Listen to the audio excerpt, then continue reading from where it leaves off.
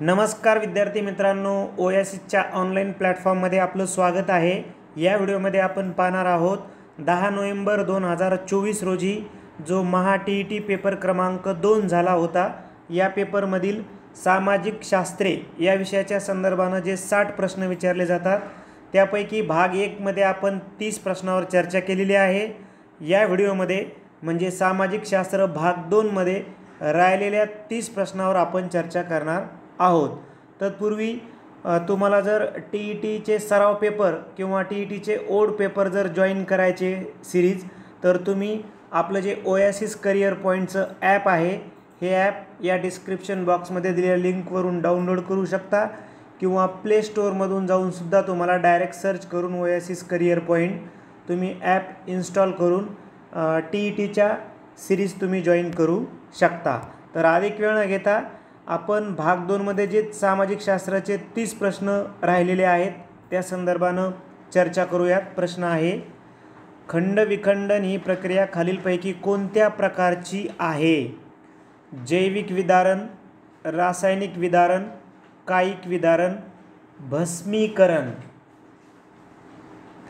तर खंड विखंडन ज्याला आपण कणात्मक विदारण असं देखील म्हणतो, तापमानाच्या भिन्नतेमुळे खडकाचं अंकुचन प्रसरण होतं आणि खडक तुटतो। तर ही साधारण प्रोसेस आहे, म्हणजे याच्यामध्ये कोणताही नवीन गुणधर्म किंवा नवीन पदार्थ तयार होत नाही, म्हणजे साहजिकच हे कायिक विदारण असणार आहे।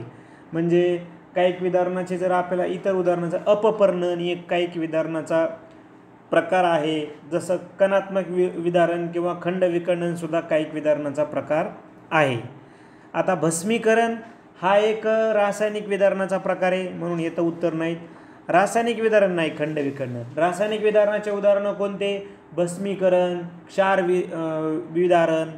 विदारण ही रासायनिक विदारणाची उदाहरणं आहेत। जैविक विदारण ही झाडाच्या मुळामुळे किंवा बिळे कळून राहणारे जे प्राणी आहेत त्यांच्यामुळे घडून येतं, मानवामुळे सुद्धा जैविक विदारण घडून येतं।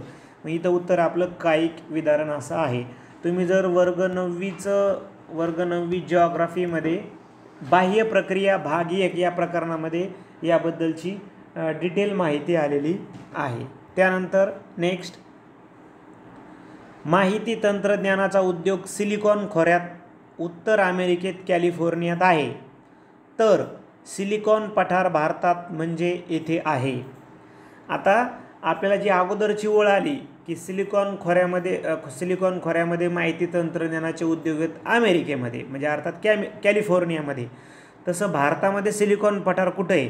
आता सिलिकॉन पठार ही काही भौगोलिक संकल्पना नाही, समजून घ्या। जसं आपल्याला असं वाटतं एखादं पठार आहे, तर सिलिकॉन पठार म्हणजे नेमकं इथं त्यांना म्हणायचं आहे की जी आपल्या दख्खनच्या पठारावर जे बेंगलुरू कर्नाटकचा जो प्रदेश आहे त्यालाच सिलिकॉन पठार असं नाव मिळालेलं आहे।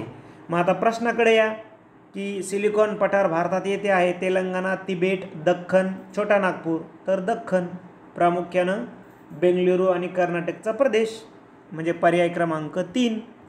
त्यानंतर दशकातील शतक म्हणून औद्योगिकदृष्ट्या प्रगती गाठणारा जगातील देश हा ओळखला जातो, तर तो आहे जपान।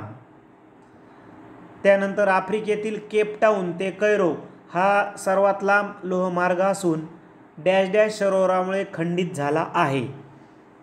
पंचमहासरोवर ही तर USA मध्ये आहेत, अमेरिकेच्या संदर्भात नाहीत, म्हणजे पहिला पर्याय काटला।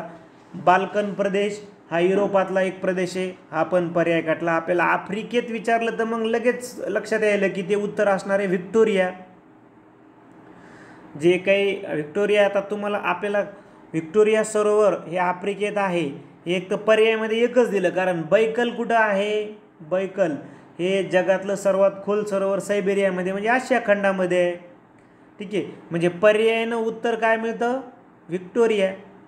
आपण जर पाहिलं तर टांझानिया, युगांडा आणि जे केनिया आहे, टांझानिया, युगांडा आणि केनिया यांच्या सीमा भागामध्ये व्हिक्टोरिया सरोवर आहे।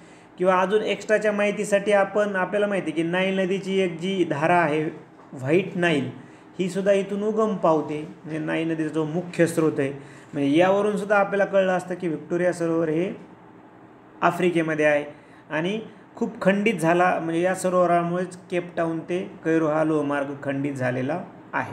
त्यानंतर नेक्स्ट, भारतातील सेवानिवृत्तीचे सरासरी वय 60 वर्ष आहे, तर जपानमधील सेवानिवृत्तीचे वय वर्ष डॅश डॅश आहे. तर जपानमध्ये सुद्धा 60च आहे, कारण ते सध्याच्यालाच उत्तर घ्यायचे आपण. याबद्दलची माहिती 12वीच्या जिओग्राफीमध्ये लोकसंख्या भाग 2 या प्रकरणामध्ये तुम्हाला एक टेबलमध्ये दिलेली आहे बघा, तुम्ही ती वाचू शकता. 12वीचा भूगोल लोकसंख्या भाग 2. आता ते 70पर्यंत वाढविणार आहे, लक्षात घ्या, 70पर्यंत वाढविणार आहेत. पण प्रश्नाच्या अनुषंगाने उत्तर तेच व्हायला की सध्या किती, कारण काय म्हणाले अगोदर, भारतातील सेवानिवृत्तीचे सरासरी वय 60 वर्ष आहे, तर जपानमधील सेवानिवृत्तीचे वय 60च आहे, ते 70पर्यंत वाढविणार आहेत, म्हणून पर्याय क्रमांक 1 उत्तर. फिल्म उद्योग, ज्याला आपण चित्रपट उद्योग म्हणतो, कोणत्या श्रेणीच्या व्यवसायात अभ्यासला जातो ते सांगा. व्यवसायाचे जे प्रकार आहेत ना, प्राथमिक, दुय्यम, तृतीयक, चतुर्थ, तर फिल्म उद्योग हा साहजिकच कशामध्ये येईल, तृतीय श्रेणीमध्ये येईल, कारण वाहतूक, संदेशवहन, बँक सेवा हे सगळे त्याच्यामध्येच भाग मोडतो. तृतीय श्रेणीमध्येच फिल्म उद्योग येणार आहे, कारण प्राथमिक श्रेणी म्हणजे निसर्गावर आधारित, म्हणजे शेती, मासेमारी, पशुपालन, आणि द्वितीयक श्रेणी म्हणजे सर्व प्रकारचे उद्योगधंदे, प्रक्रिया उद्योग, म्हणजे जे कच्चा माल म्हणून प्राथमिक उद्योगातले जे उत्पादन आहे त्यावर प्रक्रिया म्हणजेच काय, द्वितीयक उद्योग. म्हणजे द्वितीय उद्योग म्हणजे सर्व कारखाने, प्राथमिक म्हणजे जे सर्व निसर्गावर अवलंबून व्यवसाय, आणि तृतीयक म्हणजे बँका, चित्रपट, संदेशवहन, वाहतूक, सर्व सेवा क्षेत्रे, म्हणून चित्रपट कुठे येतो, तृतीय श्रेणीमध्ये येतो. चतुर्थक श्रेणी म्हणजे कोणत्या, ज्या ज्ञानावर आधारित आहे, जसं संशोधन हे ज्ञानावर आधारित आहे, ठीक आहे, म्हणून इथं मात्र चित्रपट उद्योग हा तृतीयमध्ये येईल, पर्याय क्रमांक 3. त्यानंतर स्थल निर्देशक नकाशात पक्की वसाहत कोणत्या चिन्हाद्वारे अभ्यासली जाते, तर हे जे आयात आहेत तुम्हाला आणि आतमध्ये ब्लॅक कलरची आहे, तर ती त्या पद्धतीनं दर्शवली जाते. जे कोरे आयात आहेत, जसं पर्याय क्रमांक 1 मध्ये, हे तात्पुरते आणि कच्चे वसाहती दाखवल्या जातात. जी 2 वर्तुळ आहेत हे झोपड्यांची किंवा झाडांची बाह्यरेषा दाखवली जाते, आणि जे भरीव वर्तुळ आहेत हे विशिष्ट मोठी झाडे किंवा झोपड्या किंवा विखुरलेल्या वस्त्या दाखवल्या जातात. इथं मात्र पक्क्या वसाहती या चिन्हाने दाखवतात, पर्याय 2 मधील. तुम्ही याचा संदर्भ थोडासा परिसर अभ्यास भाग 1 मध्ये 5वीच्या पण येतो, 12वीच्या नकाशामध्ये पण थोडासा संदर्भ येतो. त्यानंतर नेक्स्ट, डॅश डॅश हवेची बाष्पधारण क्षमता अधिक असते. कोणत्या हवेची बाष्पधारण क्षमता अधिक असते, कोरडे, उष्ण, थंड, उबदार. तर उष्ण हवेची बाष्पधारण क्षमता अधिक असते. वर्ग 8वीच्या बुकमध्ये तुम्हाला याचा संदर्भ येऊन जाईल. जेव्हा तापमान जास्त तेवढी बाष्पधारण क्षमता जास्त असते, म्हणजे तापमान जास्त म्हणजेच काय असणार आहे, हवा उष्ण आहे. तापमान जास्त असले की हवा बाष्प धरून ठेवते, हे आपल्याला माहिती आहे. कारण जसं जसं वर जावं तसं तसं तापमान कमी होतं, म्हणून ढग वर गेले की सांद्रीभवन होतो आणि पाऊस पडतो. म्हणजे पाऊस पडण्यासाठी थोडंसं तापमान त्या बाष्पाचं कमी व्हावं लागतं, आणि जर बाष्पाचं तापमान जर वाढलं तर बाष्प धरून ठेवण्याची क्षमता वाढते. म्हणून डॅश डॅश हवेची बाष्पधारण क्षमता, उष्ण हवेची बाष्पधारण क्षमता अधिक असते.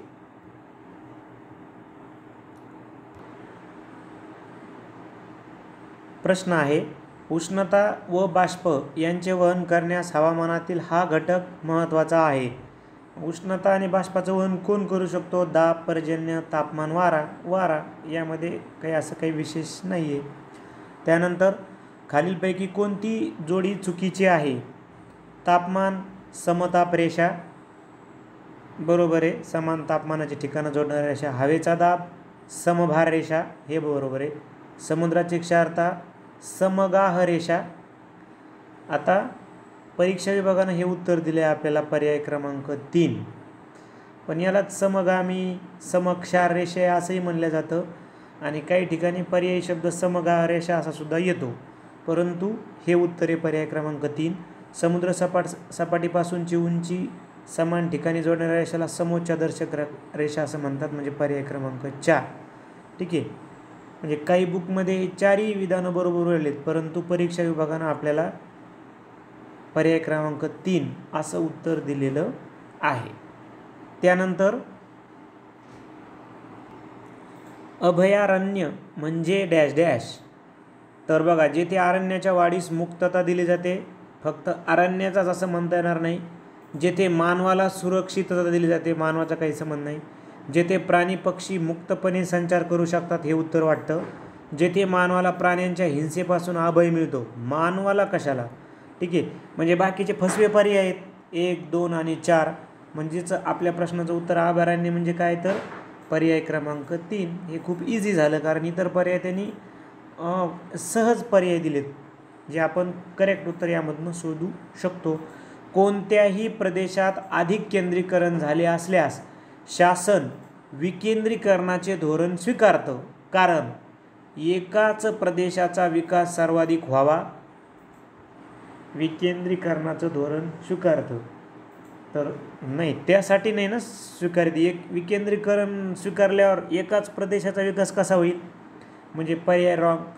दुसऱ्या प्रदेशात मुबलक जागा उपलब्ध असते, तसं काही नाही आहे पर्याय. लोकसंख्या सर्वत्र समान वितरित होण्यासाठी असाही विकेंद्रीकरणाचा उद्देश नसतो, सर्व प्रदेशाचा आर्थिक विकास होण्यासाठी. पर्याय क्रमांक 4 की सर्व प्रदेशाचा आर्थिक विकास व्हावा म्हणून शासन विकेंद्रीकरण हा पर्याय स्वीकारत असतो. त्यानंतर लोकसंख्या वाढ नगण्य असणे याचा अर्थ जन्मदर जास्त. आता जन्मदर जास्त म्हणल्यावर नगण्य होईल का लोकसंख्येमध्ये वाढ, म्हणजेच पर्याय पहिला आपलं उत्तर नाही होऊ शकत. जन्मदर कमी, मृत्यूदर कमी, हे आपलं उत्तर होऊ शकतं, कारण स्थलांतर लोकसंख्या वाढ नगण्य असण्याचा अर्थ स्थलांतर होऊ शकत नाही, साक्षरता दर कमी होऊ शकत नाही, म्हणजे पर्याय क्रमांक 2 हे आपल्याला उत्तर सहजपणे यामध्ये निवडता येतं. त्यानंतर प्रादेशिक विकासास खालीलपैकी कोणता घटक जास्त पूरक असतो ते लिहा. सुगम नद्या, ठीक आहे, प्रादेशिक विकासात सुगम नद्या प्रभावी असतात. ठीक आहे, त्यानंतर चांगली नैसर्गिक बंदरे पण महत्त्वाचे असतात, प्राकृतिक घटक पण महत्त्वाचे असतात. म्हणजे पहिलं पण महत्त्वाचं आहे, दुसरं महत्त्वाचं आहे, तिसरं महत्त्वाचं आहे, नैसर्गिक साधन संपत्ती व लोकसंख्या. आता प्रादेशिक विकासात लोकसंख्या हा सुद्धा एक मोठा रिसोर्स आहे, म्हणून बघा तुम्ही 1, 2 आणि 3 पेक्षाही सर्वात प्रभावी उत्तर कोणतं आहे की नैसर्गिक साधन संपत्ती, म्हणजे हे वरील घटक सगळेच आले. ठीक आहे, आणि लोकसंख्या पण आहे, म्हणून 1, 2, 3 पेक्षा प्रभावी उत्तर काय आहे, तर पर्याय क्रमांक 4 हे आपल्या प्रश्नाचं उत्तर आहे. त्यानंतर मंडई बागायती शेतीला ट्रक फार्मिंग असं म्हणतात, कारण तर मंडई बागायती शेतीला ट्रक फार्मिंग असं म्हणतात, त्याचं कारण विचारले. एक प्रकारे हा व्यापारी शेतीचा प्रकार आहे, नागरीकरण आणि त्यामुळे झालेला बाजारातून याची निर्मिती होते. याचा संदर्भ वर्ग 7वीच्या बुकमध्ये येऊन जातो थोडासा, कृषी या प्रकरणामध्ये. ठीक आहे, तर काय म्हणते बघा, मंडई बागायती शेतीला ट्रक फार्मिंग असे म्हणतात, कारण उत्पादनांचा एक आधुनिक प्रकारे, उत्पादनाचा नाही ना, शेतीचा आहे ना, म्हणजे काहीतरी वेगळाच पर्याय दिला आहे. शहराला ट्रकद्वारे भाजीपाला पुरविला जातो, म्हणजे तर हे उत्तर आपलं होऊ शकतं. एक पिकी शेतीतील उत्पादन असते, एक पिकी भाजीपाला असतो ना, म्हणजे असं काही उत्तर नाही होऊ शकत. ट्रकद्वारे शेतमाल बंदरात पोहोचवला जातो, बंदरात कशाला, आपल्याला डायरेक्ट मार्केटच पाहिजे ना, म्हणून पर्याय क्रमांक 2 हेच संयुक्तिक उत्तर आहे 1, 3 आणि 4 पेक्षा. त्यानंतर भूप्रदेशाचा उतार, उंची व उठाव समजण्यासाठी ही सर्वोत्तम पद्धती समजली जाते. आता हे तर परिसर अभ्यास भाग 1 मध्ये वर्ग 5वी, भाग 1 मध्ये वर्ग 5वीच्या आपल्याला सरळ सरळ त्यांनी हे दिलेलं आहे की भूप्रदेशाचा उतार, उंची आणि उठाव समजण्यासाठी आपल्याला समोच्च रेषा पद्धती ही सर्वोत्तम पद्धती आहे, पर्याय क्रमांक 3. त्यानंतर ब्रिटिश युनिट पद्धतीमध्ये 1 इंचाला 3 मैल या शब्द प्रमाणाचे अंक प्रमाणात होणारे रूपांतर पुढीलपैकी कोणते? 1 इंचाला 3 मैल. मग आता 1 मैल म्हणजे किती? तर 1 मैल म्हणजे 63,360 इंच. ठीक आहे, त्याला गुणिले 3 करा. गुणिले 3 केल्याच्या नंतर आपल्याला मिळतंय बघा 19,0080 म्हणजे पर्याय क्रमांक 3 मिळतं आपल्याला. की याचं जर रूपांतर केलं 1 इंचाला 3 मैलाचं तर आपल्याला पर्याय क्रमांक 3 हे उत्तर मिळतं. त्यानंतर अग्निजन्य खडकात खनिज संपत्ती विपुल असते पण महाराष्ट्रात सर्वत्र खनिजाचे साठे आढळत नाही, तर त्याचं कारण काय म्हणतो तो? अग्निजन्य खडकात खनिज संपत्ती विपुल असते पण महाराष्ट्रात सर्वत्र खनिजाचे साठे आढळत नाही, त्याचं कारण काय आहे? बघा, अग्निजन्य खडकात खनिजे सर्वच क्षेत्रात आढळत नाहीत. अग्निजन्य खडकात खनिजे सर्वच क्षेत्रात आढळत नाहीत हे त्याचं कारण नाही.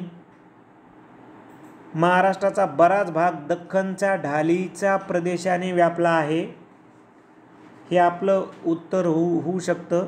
कारण त्यात प्रामुख्याने बेसॉल्ट खडकाचं विस्तीर्ण स्तर आहेत आपल्या महाराष्ट्राच्या पठारामध्ये, म्हणून तिथं खनिजांचे साठे सापडत नाहीत असं आपण म्हणू शकतो. कारण महाराष्ट्रात अग्निजन्य खडक काहीच प्रदेशात आढळतो असं नाही, 90% प्रदेशामध्ये अग्निजन्याचे. महाराष्ट्राच्या अनेक भागात सुपीक शेती मृदा आढळते, याचा काही संदर्भ नाही. म्हणून पर्याय क्रमांक 2च उत्तर आहे की महाराष्ट्राचा बराचसा भाग दख्खनच्या ढालीचा आहे आणि त्यामध्ये पण काय तर बेसॉल्ट खडकाचं आहे, म्हणून तिथं खनिजाचे साठे आढळत नाहीत. डायरेक्ट तुम्ही जर आपलं वर्ग 6वीचं जर जिओग्राफी पाहिलं, वर्ग 6वी जिओग्राफी, त्याच्यामध्ये खडक व खडकाचे प्रकार, डायरेक्ट पेज नंबर 43 वर जा, तिथं डायरेक्ट ही ओळच आलेली आहे, म्हणजे परत आपल्याला जास्त सर्च करायची गरज पडणार नाही. वर्ग 6वीच्या पेज नंबर 43 वर. त्यानंतर प्रश्न क्रमांक 49 जो आहे तो परीक्षा विभागानं कॅन्सल केला, त्याबद्दल आपण जास्त चर्चाच करणार नाही आहेत. नेक्स्ट, पृथ्वी सूर्यापासून कमीत कमी अंतरावर असते त्या स्थितीला डॅश डॅश असे म्हणतात, तर त्या स्थितीला आपण म्हणतो उपसूर्य स्थिती. जानेवारीचा जो पहिला आठवडा आहे त्यावेळेला ती ही स्थिती असते की कमीत कमी अंतरावर असणे, या स्थितीला आपण काय म्हणतो? उपसूर्य स्थिती असं आपण म्हणतो. अपसूर्य स्थिती म्हणजे काय आहे? तर पृथ्वी सूर्यापासून जास्तीत जास्त अंतरावर असणे. ठीक आहे, कमीत कमी अंतरावर उपसूर्य, जास्तीत जास्त अंतरावर अपसूर्य. संपात म्हणजे काय? तर संपात म्हणजे ज्यावेळी पृथ्वीचे दक्षिण व उत्तर हे दोन्ही ध्रुव सूर्यापासून समान अंतरावर असतात, 21 मार्च आणि 23 सप्टेंबर, त्या स्थितीला म्हणतात. आणि आयन म्हणजे काय? तर आपल्याला माहिती आहे 21 जून आणि 22 डिसेंबर, तर त्याला आपण आयन दिन म्हणतो, बरोबर आहे. तर इथं उत्तर मात्र आपलं पर्याय क्रमांक 1 आहे. त्यानंतर प्रश्न आहे, सुएझ कालवा अतिशय महत्त्वाचा आहे कारण तो समुद्र पातळीवर आहे, तो मुंबई व युरोपियन देशांना जोडतो. चला हे ठीक आहे, तो समुद्र पातळीवर आहे म्हणून काही लॉजिक नाही त्याच्यात. त्यामुळे वेळ व अंतर याची बचत होते. आता हे दोनपेक्षा हे जास्त प्रभावी आहे. हा खाजगी मार्ग आहे, हे त्याच्यासाठी काही महत्त्वाचं नाही. तो महत्त्वाचा आहे म्हणून खाजगी मार्ग आहे म्हणून महत्त्वाचा आहे असं काही नाही. तर त्यामुळे वेळ व अंतर याची बचत होते. कारण पूर्वी आफ्रिकेच्या त्या साऊथच्या टोकाला वळसा घालून आपल्याला युरोपमध्ये जावं लागायचं. म्हणजे सुएझ कालवा म्हणजे काय? हा युरोप खंड आणि हा आफ्रिका खंड आणि हा एशिया. तर हा जो तांबडा समुद्र आहे, तांबडा समुद्र आणि इथे असणारा भूमध्य समुद्र यांना, म्हणजे ही पूर्वी भूमी होती, सुएझ संयोग भूमी, ही तोडून इथं सुएझ कालवा बनवलेला आहे. युरोप आणि आफ्रिकेच्या मध्ये तांबडा समुद्र आणि भूमध्य समुद्र, आणि डायरेक्ट मग ॲटलांटिकमध्ये एंट्री मिळते जहाजांना. पूर्वी या आफ्रिकेच्या केप ऑफ गुड होपला वळसा घालून मग भारतासोबत व्यापार होत असे. आता मात्र डायरेक्ट सुएझ कालव्याच्या मार्फत व्यापार होतो. त्यामुळं अंतर पण वाचलं, म्हणजे अंतर पण कमी झालं आणि वेळसुद्धा कमी झालेला आहे. त्यानंतर नेक्स्ट, पृथ्वीच्या गाभ्याचे तापमान साधारणतः इतके आहे. पृथ्वीच्या गाभ्याचे तापमान साधारणतः सूर्याच्या पृष्ठीय तापमाना इतके आहे. सूर्याच्या पृष्ठीय तापमाना इतके आहे. म्हणजे आपण जर वर्ग 8वीच्या पुस्तकामध्ये, अर्थात जिओग्राफीच्या, पृथ्वीचे अंतरंग नावाचं चॅप्टर आहे, त्यामध्ये आपल्याला ही माहिती दिलेली आहे. लक्षामध्ये आपल्याला माहिती आहे की पृथ्वीच्या अंतरंगाचे 3 विभाग पडतात. एक आहे भूकवच, दुसरा आहे मध्यावरण किंवा प्रावरण, आणि तिसरा आहे गाभा. ठीक आहे. तर त्याच्यामध्ये पण 2900 किलोमीटरपर्यंत मध्यावरण असते. नंतर गाभा स्टार्टिंग होतो, बाह्य गाभा 5100पर्यंत, आणि पार सेंटर पॉईंट 6371 मीटरपर्यंत. तर ही जास्त डिटेलची गरज नाही आपल्याला. सरळ सरळ त्यांनी काय विचारलं की पृथ्वीच्या गाभ्याचे तापमान साधारणतः इतके आहे, तर सूर्याच्या पृष्ठीय तापमाना इतके असते. वर्ग 8वीच्या पृथ्वीच्या अंतरंग पाठामध्ये याची माहिती आलेली आहे. त्यानंतर भारतात अंतर्गत जलमार्ग विकसित झाले नाहीत, त्याचं कारण काय? येथील नद्या कमी लांबीच्या आहेत म्हणून का? हे त्याचं कारण होऊ शकत नाही. नद्यामध्ये गाळाचे प्रमाण अधिक आहे, हे पण त्याचं कारण नाही. नद्या जोड प्रकल्प उपलब्ध नाहीत नद्यावर, नाही, हे पण नाही. नद्या हंगामी आहेत. आता हंगामी असल्यामुळं 12 तिथं पाणीच नाही आहे, तर जलमार्गाचा संबंधच येत नाही आहे, म्हणून अनेक नद्या हंगामी आहेत. पठारावरील तर सर्वच नद्या हंगामी येतं. एक हिमालयातल्या जर समजा गंगा, ब्रह्मपुत्रा यासारख्या अपवादक नद्या जर सोडल्या तर जवळपास सर्व नद्या भारतातल्या हंगामी आहेत. म्हणून भारताच्या अंतर्गत भागामध्ये जलमार्ग विकसित झाले नाहीत, त्याला कारणे अनेक नद्या हंगामी स्वरूपाच्या आहेत. त्यानंतर जगातील सर्वात मोठा दलदलीचा प्रदेश आर्क्टिक महासागराकडील सायबेरियन भागात आढळतो. याचं कारण काय? हा समुद्र सपाटीपेक्षा कमी उंचीवर आहे का? नाही, समुद्र सपाटीपेक्षा कमी उंची हे कारण बी नाही, तो नाही. पण जगातील सर्वात मोठा दलदलीचा प्रदेश आर्क्टिक महासागराकडील सायबेरियन भागात आढळतो. हा समुद्र सपाटीपेक्षा कमी उंचीवर, हे त्याचं कारणच नाही आहे. हा प्रदेश मैदानी असून अनेक नद्यांचा त्रिभुज प्रदेश आहे. आता अनेक तिथं नद्या खूप कमी आहेत ना आर्क्टिक महासागराजवळ, कारण की त्या हिमनद्याच आहेत बहुतांश वेळा, म्हणून त्रिभुज प्रदेशाचा संदर्भच येत नाही गाळ वगैरे, म्हणजे हा पण फसवा पर्याय. हिवाळ्यातील गोठलेल्या नद्या व पाण्याचा निचरा होऊ शकत नाही, तर हे उत्तर होऊ शकतं, कारण तिथं नद्या गोठलेल्या असतात म्हणून पाण्याचा निचरा होत नाही, म्हणजे हे उत्तर होऊ शकतं. येथे जलवाहतुकीचे मार्ग नाहीत म्हणून दलदल प्रदेश आहे का? म्हणजे याचा बी काही लॉजिक नाही. म्हणजे 1, 2 आणि 4 काहीच लॉजिक नाही. 3 मात्र आपलं उत्तर होऊ शकतं. त्यानंतर नेक्स्ट, समतापरेषा उत्तर गोलार्धात वक्र व कमी अंतरावर असलेल्या पाहावयास मिळतात, तर त्याचं कारण येथे समतापरेषांचा अंश हा कमी असतो असं म्हणता येणार नाही आपल्याला. ठीक आहे. येथे जलभागापेक्षा जमिनीचा भाग अधिक आहे. जलभागापेक्षा जमिनीचा भाग अधिक आहे का? म्हणून तापमानाचं प्रमाण जास्त आहे का? याच्यामध्ये लॉजिक आहे. म्हणून समतापरेषा वक्र आणि कमी अंतरावर येते, याच्यामध्ये लॉजिक आहे 2 मध्ये. येथे अक्षांश कमी अंशाचे आहेत, काही संदर्भ नाही. वरील पर्यायातील 2 आणि 3 दोन्हींचा परिणाम आहे. आता परीक्षा विभागानं याचं पर्याय क्रमांक 2 पण उत्तर दिले आणि पर्याय क्रमांक 4 पण उत्तर दिले. आता 4 का दिलं? 2 तर याच्यामध्ये आहेच, पण 3 पण याच्यामध्ये इन्क्लूड आहे. येथे अक्षांश कमी अंशाचे आहेत. तर आपण यासाठी हे लक्षात घ्यायचं आहे की उत्तर गोलार्धामध्ये अक्षांश आणि जमिनीचं प्रमाण या दोन्हीचा परिणाम तापमानाच्या वितरणावर होतो. तुम्ही वर्ग 6वीचा जो जिओग्राफी आहे, वर्ग 6वी भूगोल, यामध्ये पेज नंबर 29 वर आपल्याला त्यांनी क्लिअर कट एका पॅराग्राफमध्ये असं सांगितलं की उत्तर गोलार्धात अक्षांश आणि जमिनीचे प्रमाण या दोन्हीचा परिणाम तापमानाच्या वितरणावर होतो. म्हणून 4 पण त्यांनी उत्तर दिलेलं असावं. म्हणजे 2ही उत्तर आहे आणि 4ही उत्तर आहे.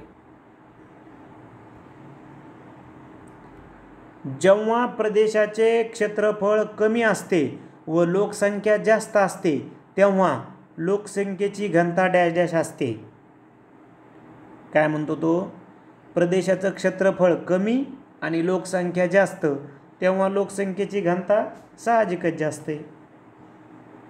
जास्त आहे. डायरेक्टच ओळ आलेली आहे 8वीच्या भूगोलमध्ये, पेज नंबर 44. 8वीच्या जिओग्राफीमध्ये पेज नंबर 44. ह्याच्यामध्ये काही नाही, एकदम इझी झाला क्वेश्चन. त्यानंतर विषुववृत्तापासून 30 अंश कोनीय अक्षवृत्त अंतरावर उत्तर अमेरिका खंडातील हे स्थान येते. तर हा पण वर्ग 6वीचा जो भूगोल आहे, वर्ग 6वीच्या भूगोलमधलं जे पृथ्वी आणि वृत्ते नावाचं प्रकरण आहे, यामध्ये क्लिअर कट याच्यामध्ये ही ओळच आलेली आहे की विषुववृत्तापासून 30 अंश कोनीय अक्षवृत्त अंतरावर उत्तर अमेरिका खंडातील न्यू ऑर्लियन्स हे स्थान येतं. त्याचबरोबर आफ्रिकेतलं कैरो हे पण येतं. त्यानंतर आशियातलं ल्हासा हे पण येतं. ठीक आहे. त्यानंतर म्हणजे कैरो पण येतं, पण ते आपल्याला माहीत पाहिजे की ते उत्तर अमेरिकेमध्ये नाही, आफ्रिकेमध्ये. ल्हासा आशियामध्ये आहे. ठीक आहे. बसरा आशियामध्ये आहे, हे आपल्याला माहीत पाहिजे होतं. नाही तर पर्यायामध्ये सगळीच उत्तरं 30 अंश कोनीय अक्षवृत्त अंतरावर असतात. परंतु ते काय म्हणतात की उत्तर अमेरिका खंडातील स्थाने, तर याच्यामध्ये फक्त न्यू ऑर्लियन्स हेच उत्तर अमेरिका आहेत, बाकीचे नाही येतं. म्हणून बाकीचे पर्याय कट झाले. पर्याय क्रमांक 3 हे आपल्या प्रश्नाचं उत्तर आहे. त्यानंतर हा अग्निजन्य खडक आहे बेसॉल्ट, वालुकाश्म, संगमरवर, चुनखडक. चुनखडक तर स्तरित आहे, याचं रूपांतर नंतर संगमरवरामध्ये होतं, म्हणजे हा रूपांतरित आहे, संगमरवर रूपांतरित आहे, हा पण स्तरित आहे. ठीक आहे. म्हणजे बेसॉल्ट हाच काय आहे? अग्निजन्य खडकाचा प्रकार आहे. हे इझी झालं. वर्ग 6वीच्या बुकमध्ये आलेला आहे खडक व खडकाचे प्रकार, पेज नंबर 42 वर तुम्ही बघू शकता.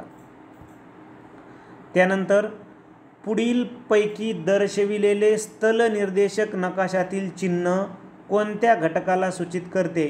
अर्धवर्तुळ उलटे तर ते स्मशानभूमी दर्शविते. पर्याय क्रमांक 4. आणि शेवटचा प्रश्न आहे, मसुरी हे थंड हवेचे पर्यटन स्थळ पुढीलपैकी कोणत्या राज्यामध्ये येते? हा पण इझी झाला, उत्तराखंडमध्ये येते. म्हणजे नैनिताल, मसुरी, रानीखेत, अल्मोरा, औली हे थंड हवेची ठिकाणे आहेत. जम्मू काश्मीरचे पण थोडीशी माहिती असू द्या. श्रीनगर, गुलमर्ग, पहलगाम, द्रास. कर्नाटकामधले कूर्ग, त्याच्यानंतर चिकमंगळूर, कुद्रेमुख, नंदी हिल्स. आसाममधलं हाफलॉंग, दिफू, अमरंगसो. ठीक आहे. हे जनरली तुम्ही गुगल सर्च करून सुद्धा याची माहिती घेऊ शकता. अशा पद्धतीनं 10 नोव्हेंबर 2024 रोजी जो TET पेपर क्रमांक 2 झाला होता, यामधील सामाजिक शास्त्रे या विषयाच्या संदर्भानं जे 60 प्रश्न विचारले होते आपल्याला, त्यापैकी राहिलेल्या 30 प्रश्नावर आपण म्हणजे या भाग 2 मध्ये चर्चा केली. भाग 1 देखील बघा, ज्यामध्ये पहिले 30 प्रश्न म्हणजे भाग 1 मध्ये 30 प्रश्न आणि भाग 2मध्ये 30 प्रश्न असे 2 व्हिडिओ मिळून आपण 60 प्रश्नावर सविस्तर चर्चा केलेली आहे। त्याचबरोबर 2013 ते 2024 पर्यंत जेवढ्या TET झाल्या तेवढ्या TETचे देखील परिसर अभ्यासाचे आपण व्हिडिओ बनवलेले आहेत। तुम्ही आपल्या ॲपवर जाऊन सराव पेपर सिरीज आणि ओल्ड पेपर सिरीजसुद्धा जॉईन करू शकता। तुम्ही डायरेक्ट सर्च करा प्ले स्टोअरमध्ये ओएसिस करिअर पॉईंट, तिथं इन्स्टॉल केल्याच्यानंतर TET CET टॅबमध्ये तुम्हाला सराव पेपर आणि ओल्ड पेपर सिरीज उपलब्ध करून देण्यात आलेले आहेत किंवा आपल्या व्हिडिओच्या डिस्क्रिप्शन बॉक्समध्ये सुद्धा ॲपची लिंक तुम्हाला प्रोव्हाइड करण्यात आलेली आहे। त्याचबरोबर आपले जे इतर सोशल मीडिया प्लॅटफॉर्म आहेत हे सोशल मीडिया प्लॅटफॉर्म देखील फॉलो करा आणि आपल्या सर्व मित्रांना हा व्हिडिओ पाठवा। धन्यवाद।